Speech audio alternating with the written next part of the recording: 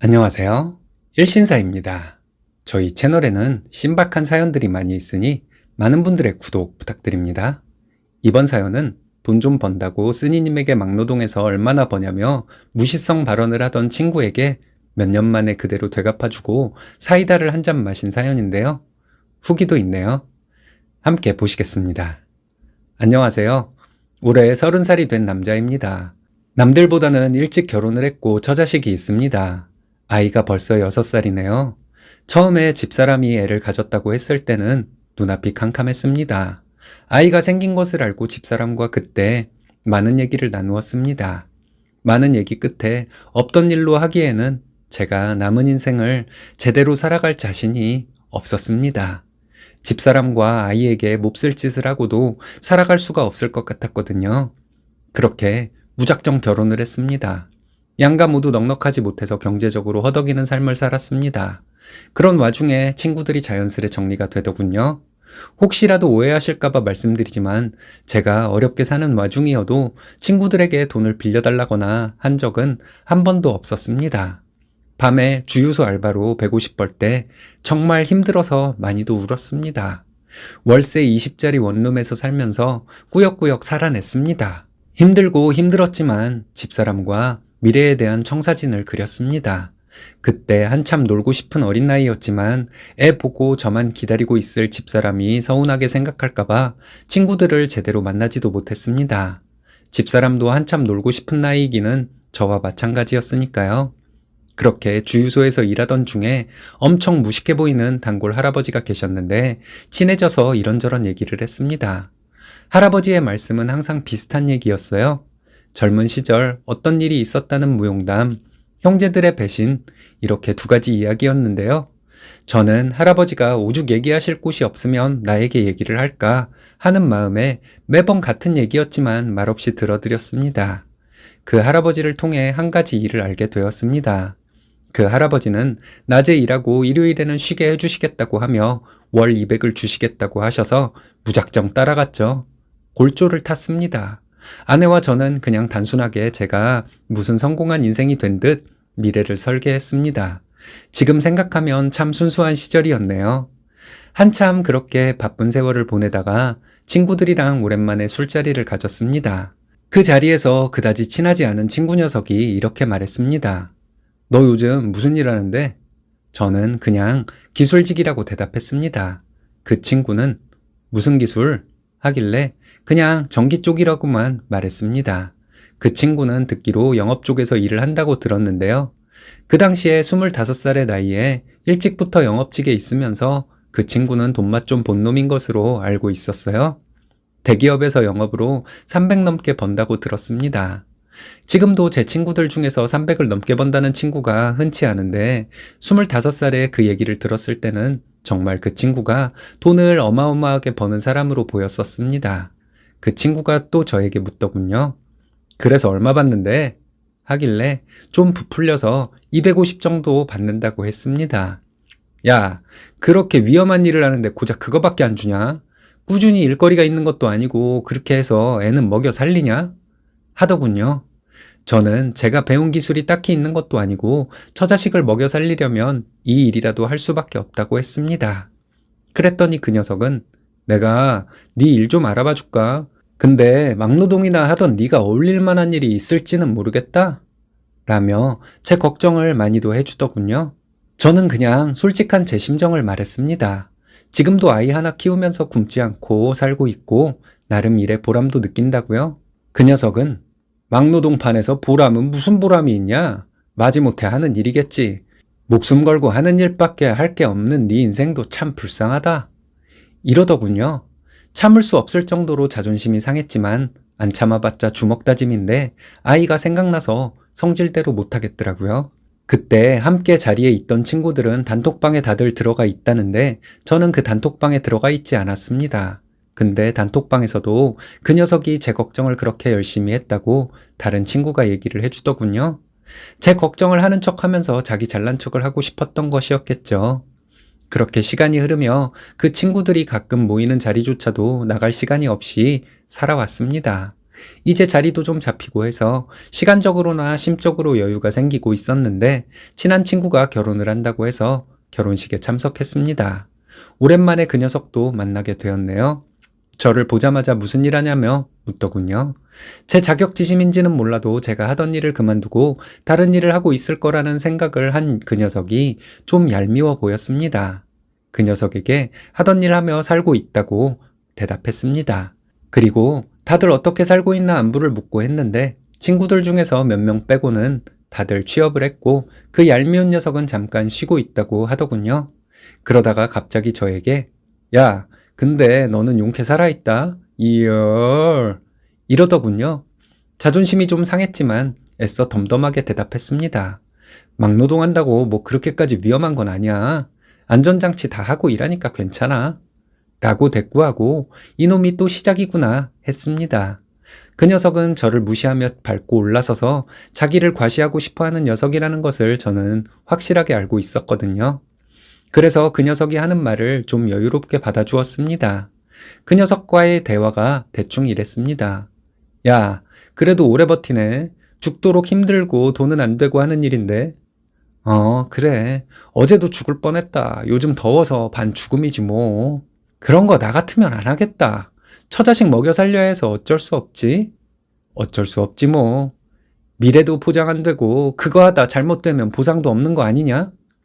막노동판에서 그런 거 바라면 쓰나. 감수하고 하는 거지.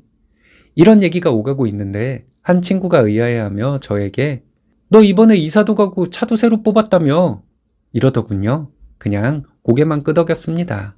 그 얄미운 녀석이 저에게 더 말하기를 바랬거든요.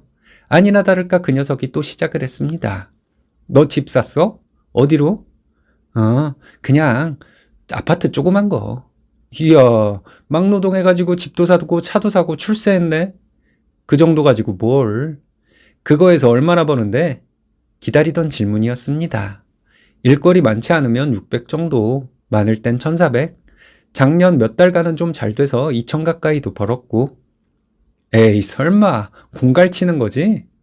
내가 친구들이라곤 니들밖에 없는데 니들한테 공갈로 허세 부려서 뭐 하겠냐? 그냥 외노자들 데리고 팀장하고 있어. 두 파트 맡고 있는데 하나는 사수 은퇴하면서 물려받은 것이고 하나는 내가 키운 것이고 내가 뭐 실력이나 능력이 좋다기보다는 사수를 잘 만나고 운이 따라준 거야. 거의 운빨이지 뭐. 다른 한 친구가 제 얘기를 거들더군요. 니들 십장이라고 들어봤지? 이 새끼 하는 일이 그거야. 얘 일찍 결혼해서 애 낳고 그렇게 고생하더니 정말 잘 됐지 않냐?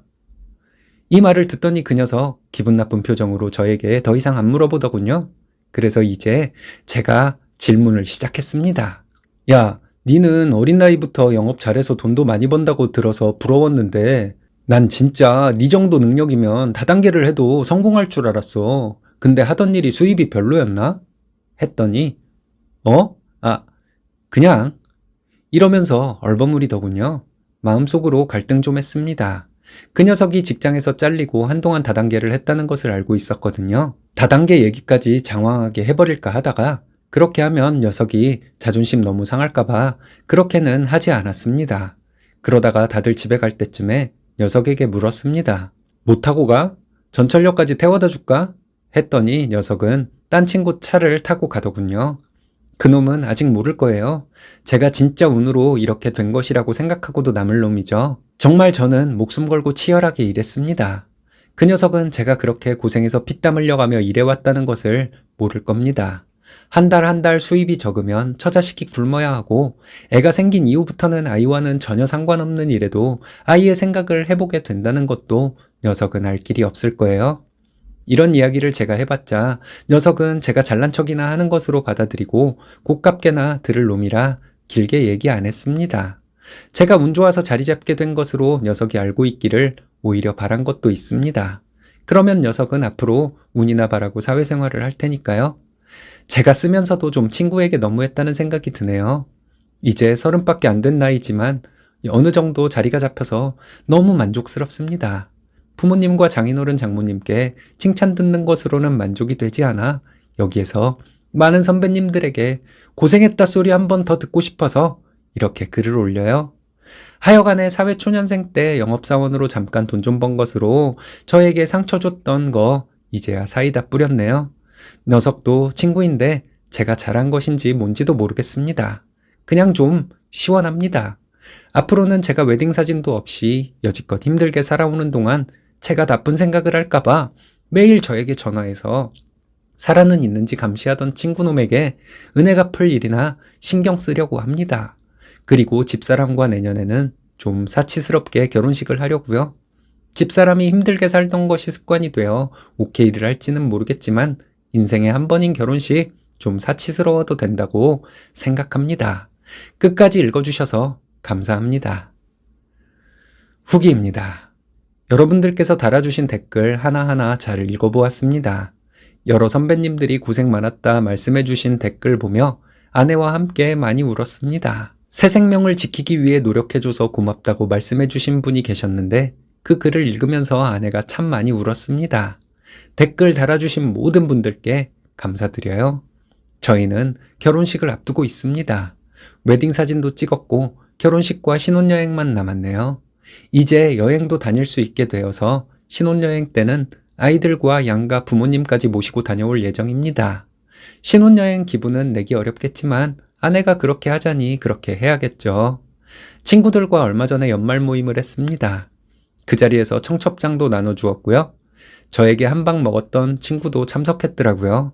그 녀석은 일부러 그런 것인지는 모르겠지만 저와 정반대편 자리를 잡고 앉았습니다.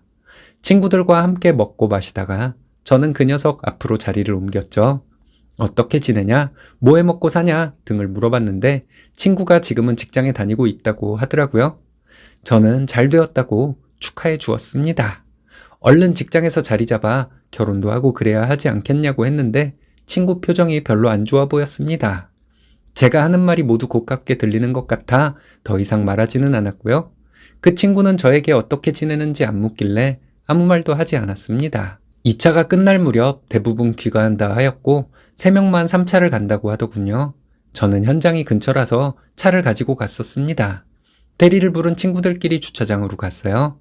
주차장으로 가다가 그 친구는 버스 타고 간다고 하며 갔습니다. 친구들과 주차장에서 담배를 피우며 대리가 올 때까지 기다리다 집으로 돌아왔네요. 아는 분이 제 나이 때 친구들 사이에서 자존심 싸움이 가장 심하다고 말씀하신 것이 기억납니다. 저는 친구가 어렵다고 하면 자존심 상하지 않게 말을 조심하고 친구가 잘 나간다 하면 멋지다 말해주면 된다고 생각하는데 그 친구는 그렇지가 못한가 봐요. 봄이 오면 저희는 결혼식을 합니다. 양가 부모님도 많이 좋아하시고 저희와 함께 해외여행을 가는 것을 많이 기대하고 계세요. 겨울에는 일이 많이 바쁘지 않아 이렇게 글을 적어봤습니다. 저와 아내에게 축복의 말씀을 해준 많은 분들께 다시 한번 감사의 말씀을 올립니다. 앞으로도 자만하지 않고 열심히 사는 것만이 여러분들께 보답하는 길이라 믿고 열심히 살겠습니다. 여전히 멋지십니다. 본인을 무시했던 친구도 감사할 줄 아는 쓰니님의 배짱이 부럽네요. 이제 가족들과 함께 행복하시기만 하면 되겠네요.